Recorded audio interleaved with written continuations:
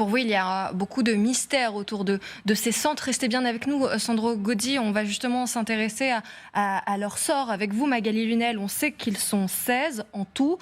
10 sont originaires du Bangladesh, 6 d'Égypte. Est-ce qu'on sait ce qu'il va se passer pour ces 16 personnes migrantes? Alors, pour le moment, on sait qu'ils font route, effectivement, vers l'Albanie. Une fois qu'ils auront touché terre, ils seront accueillis dans un premier centre et c'est là qu'ils seront identifiés. Et ensuite, ils seront transférés dans un autre centre à une vingtaine de kilomètres au centre des terres. Il s'agit d'un centre de rétention administrative situé sur une ancienne base militaire. Les travaux viennent tout juste d'être terminés. Normalement, le centre aurait dû être opérationnel cet été. Ça a pris un peu de retard.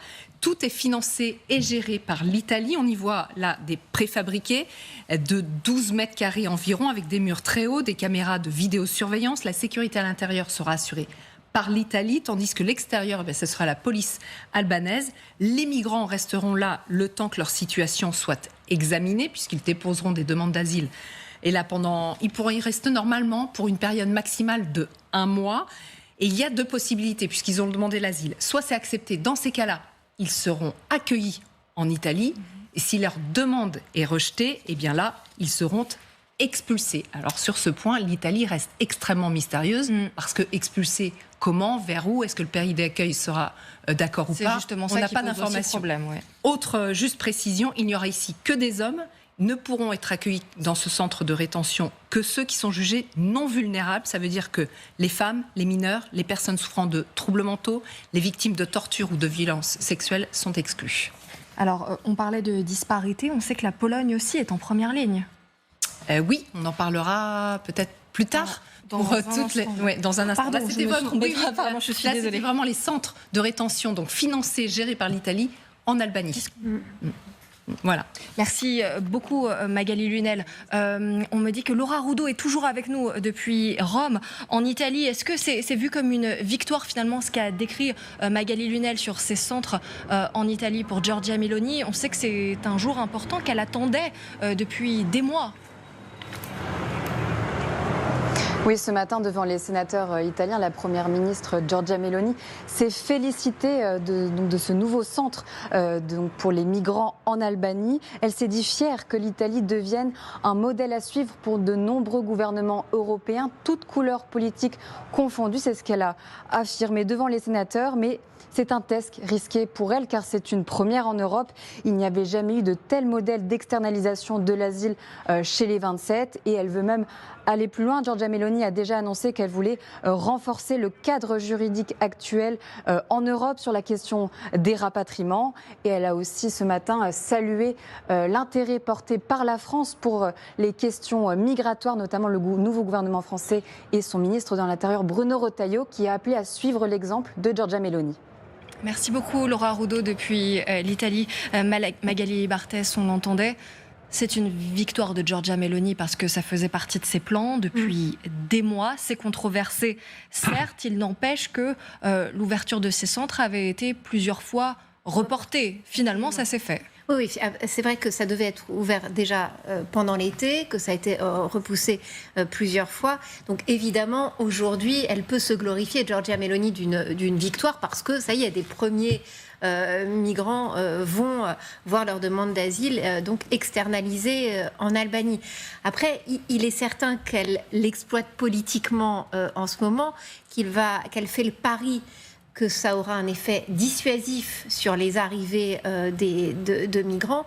Maintenant, il va falloir voir avec un peu de recul comment ça se passe concrètement. Donc ce sont des agents italiens qui vont gérer à l'intérieur de ces structures les demandes d'asile. Donc c'est le droit européen qui s'applique. Après, toute la question sera celle, comme le disait Magali, de ce qui se passe après si les demandes d'asile sont rejetées. Mais il est certain qu'aujourd'hui, elle est quand même au centre du débat européen, Giorgia Meloni, parce qu'elle fait valoir des chiffres de baisse importante. C'est moins 60% d'arrivée de migrants sur le sol italien. Alors, c'est pas du tout grâce à ces structures-là. C'est parce qu'elle a signé, en fait, des deals avec des pays comme la Tunisie, comme l'Égypte, comme la Libye. Moyennant finances, ces pays-là retiennent et empêchent les migrants de prendre la mer. Tout ça dans des conditions qui sont dénoncées par les organisations des droits de l'homme. Donc voilà, il y a aussi qu'elle a promis des titres de séjour à 450 000 personnes. Oui, parce que le patronat italien c'est aussi ce qui a fait baisser de la main-d'œuvre. Donc il y a une régularisation pour 450 000 en effet migrants, donc qui vont être régularisés, mais en même temps, elle fait vraiment de la lutte contre l'immigration illégale sa priorité des priorités. Et c'est vrai qu'en Europe, c'est quand même regarder de très près ce que fait Meloni. On a vu Keir Starmer, le Premier ministre britannique, venir voir ce que faisait Giorgia Meloni. On voit bien que du côté français, c'est vrai que Bruno Retailleau parle de ce que fait Meloni et que jeudi et vendredi, Conseil européen à Bruxelles, elle va organiser une réunion en marge de ce Conseil avec les États européens qui sont intéressés par les méthodes qu'elle met en place. Mais Mathieu Desmoulins, c'est vrai que son arrivée a été très décriée à Giorgia Meloni. Il n'empêche qu'aujourd'hui, Magali le disait, on ne parle que d'elle. Elle a réussi à imposer sa méthode, ses points de vue en tout cas, et à chaque fois être en avance par rapport à d'autres pays. Magali en parlait à l'instant, une quinzaine de pays qui invitent à s'inspirer de Giorgia Meloni. Elle a un petit peu une méthode qu'on pourrait apparenter à celle de Viktor Orban, à l'exception près, qu'elle est beaucoup moins isolée sur la scène européenne, au point qu'elle a convaincu Bruno Retailleau. Ça peut paraître anodin. C'était si dur que ça de convaincre Bruno Retailleau ? C'est pas forcément très difficile. Il avait déjà regardé avec intérêt ce qui Il a déjà une ligne bien à droite. Au Royaume-Uni, quand avait été noué cet accord avec le Rwanda, accord qui est mort et enterré, dit le Premier ministre aujourd'hui. Mais il l'avait regardé avec intérêt, et donc il n'y a pas vraiment de surprise à ce qu'il regarde avec intérêt ce que fait Giorgia Meloni. Qu'il le dise en revanche dans des mots aussi positifs, alors qu'il est un représentant de la droite républicaine, dirons-nous en France, et que Giorgia Meloni et au Parlement européen, via son parti, davantage allié à une droite beaucoup plus conservatrice, qui a certes des passerelles avec Bruno Retailleau, mais qui est plutôt allié à Éric Zemmour et à d'autres partis de droite très radicale, voire d'extrême droite. C'est beaucoup plus surprenant.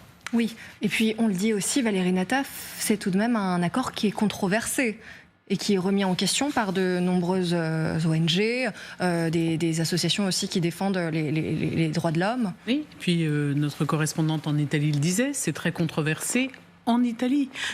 Tous les Italiens, même si tout le monde considère qu'il y a vraisemblablement, en tout cas il y a une majorité d'Italiens qui considèrent qu'il y a un problème avec l'immigration illégale, cette méthode, la méthode forte, n'est pas applaudie par tout le monde. Alors on voit là qu'il y a 15 pays européens, enfin 15 gouvernements européens qui se disent intéressés. Bruno Retailleau évidemment applaudit à deux mains. C'est une expérience, on verra ce qu'il en est. Il est un peu tôt pour savoir ce qui va se passer. C'est une proposition nationale, comme si les choses ne pouvaient pas se faire au niveau européen. Et puis la question essentielle, c'est pas de savoir où vont aller les hommes, et seulement les hommes qui seront rapatriés dans ces centres, c'est qu'est-ce qui se passe après l'examen de leur dossier pendant 28 jours, nous promet l'Italie. En France, on arrive difficilement à étudier les dossiers pendant 6 mois, donc, et à donner un avis après ces 6 mois. Donc, que vont devenir ces hommes ? Le plus probable, je vais vous donner le poteau rose, c'est qu'ils vont être de nouveau transférés en Italie. Donc on peut recommencer, on va voir un peu comment l'expérience se passe. Moi je dis qu'il faut prendre tout cela avec beaucoup de recul et de voir comment ça se passera. Ce qui se passe avec l'histoire de la méthode Meloni, c'est le résultat de 40 ans d'aveuglement des gouvernements européens qui n'ont pas voulu voir en face ce qui se passait, avec une opinion publique de plus en plus exaspérée. Là où Giorgia Meloni a réussi, c'est qu'elle montre ce qu'elle fait et qu'elle espère que ce sera un succès. Pour l'instant, les autres pays en sont réduits à des incantations. Oui, mais Marcelo, Valérie le disait, c'est vrai qu'il y a déjà 15 États membres qui ont proposé de multiplier ce type d'accord, alors qu'il vient seulement de commencer. Est-ce qu'on pouvait imaginer cette vague juste derrière Giorgia Meloni? Au-delà de la France, je parle de l'Europe. On est à un tournant en Europe. Vraiment, ce qui devrait sortir du Conseil européen va être sans doute spectaculaire, parce que en dehors de l'Espagne et de Pedro Sanchez, aujourd'hui, les gouvernements, qu'ils viennent de l'extrême droite, on vient de parler de l'Italie, ou qu'ils viennent du centre-gauche, on peut citer le Danemark, on peut regarder aussi ce qui se passe en Allemagne, le virage, il est dans quasiment tous les pays.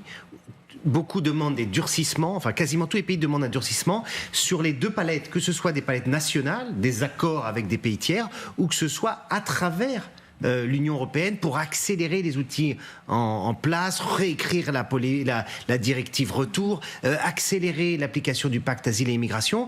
Et donc, on devrait, à mon avis, ce Conseil européen va être un Conseil européen historique dans le mandat qui va donner politiquement pour durcir les outils.